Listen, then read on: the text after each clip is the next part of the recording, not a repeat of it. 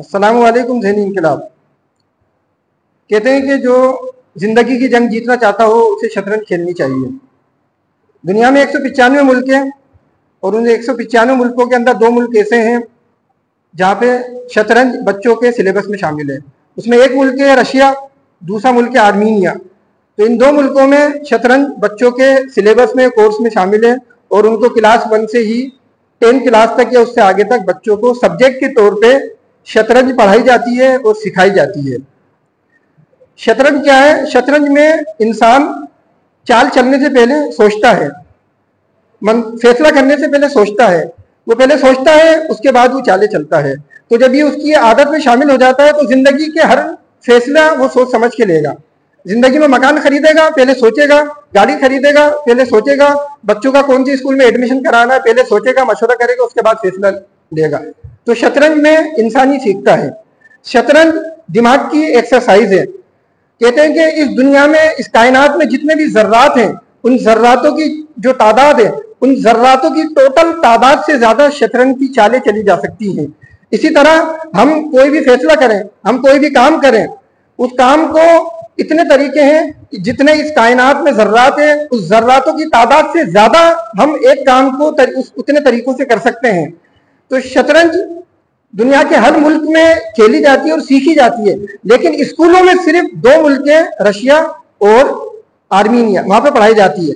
अब मुझे बताते हुए खुशी हो रही है कि मैं एस.के. रहीम बॉयज हाई स्कूल हैदराबाद में मैं मौजूद हूँ। 13 मार्च 1943 को अंग्रेज सरकार ने सूर्या बादशाह को हैदराबाद सेंट्रल जेल के अंदर फांसी पे लटकाया था।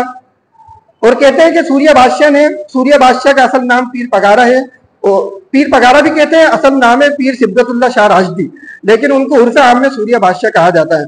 सूर्या बादशाह ने अंग्रेज के खिलाफ बगावत कर दी थी, तो उसके नतीजे में अंग्रेज ने उनको कैद करके फांसी पे चढ़ा दिया था हैदराबाद सेंट्रल जेल के अंदर।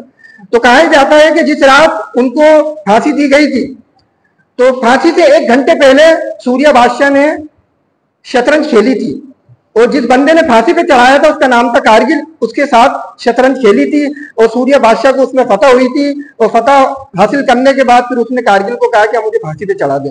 बताने का मकसद ये है कि 1943 में शतरंज मौजूद थी, लोग खेलते थे। लेकिन अगर हम हिस्ट्री की बात करें तो शतरंज हिंदुस्तान में या पैदा हुई थी या इसको बनाया गया था, अब से 1500 या 2000 साल पहले इसको हिंदुस्तान में बनाया गया था।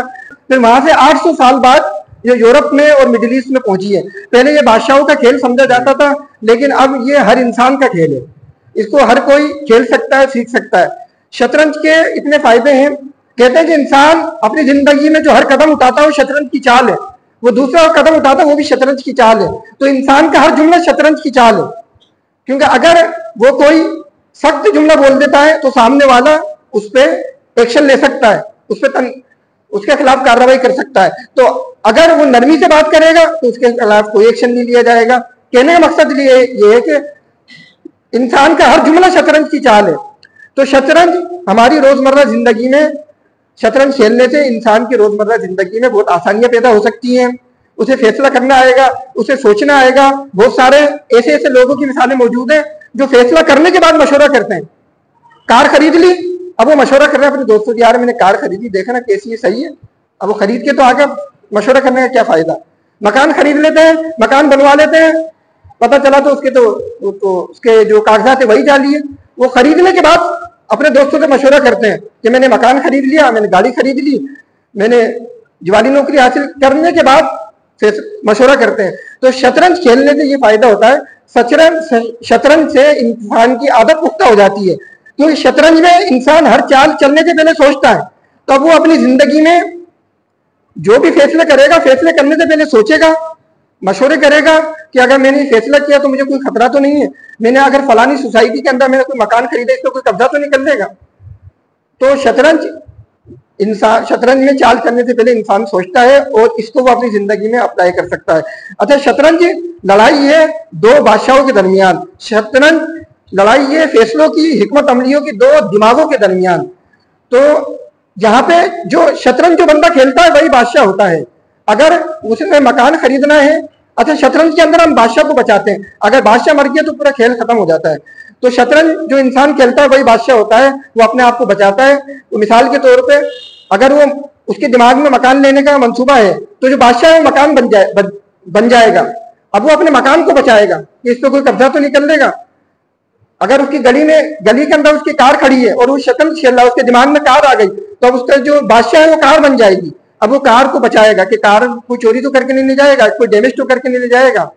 तो कहने को तो ये दो बादशाहों के दरमियान एक जंग है, लेकिन ये हमारी जिंदगी भी एक जंग है। तो शतरंज खेलने से हमें अच्छी मनसूबाबंदी हम बना सकते हैं, अच्छे फैसले कर सकते हैं और अच्छी हम हिकमत अमली अपना के जिंदगी को बहुत अच्छी बना सकते हैं, नुकसान से बच सकते हैं।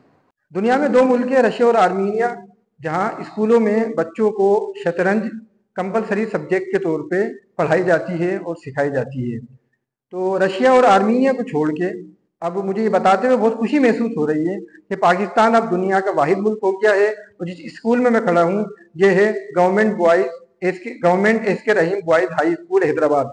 यहाँ पे हमने शतरंज की एक्टिविटी शुरू की है।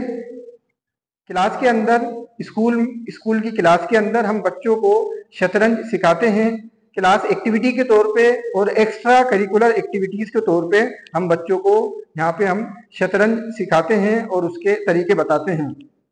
तो जो बच्चे इसमें इंटरेस्टेड होंगे उनको हम पार्टिसिपेट कराएंगे, उनको सिखाएंगे और उनके मुकाबले कराएंगे और आगे बढ़ने में हम उनकी रहनुमाई करेंगे और मदद करेंगे। तो ये हमने एक्स्ट्रा करिकुलर एक्टिविटीज के तौर पे, क्लास एक्टिविटी के तौर पे हमने शुरू की है। इससे बच्चों को जहन साजी होगी, उनको फैसला करना आएगा, उनको प्लानिंग करनी आएगी, मैनेजमेंट किस तरह की जाती है, जिंदगी के फैसले किस तरह किए जाते हैं। क्योंकि शतरंज एक ऐसी चीज है जो जिंदगी के हर शोबे में काम आती है। कोई ऐसा शोबा नहीं है जो शतरंज की चालों से बचा हुआ हो या जो शतरंज की जो टेक्निक से उससे बचा हुआ हो। तो इन सारी टेक्निक को हम बच्चों को सिखाएंगे क्लास एक्टिविटी के तौर पे और उनको हम प्लानिंग करने में, मैनेजमेंट करने में और उनको फैसला करने में हम उनके लिए आसानियां पैदा करेंगे और उनको टेक्निक बताएंगे।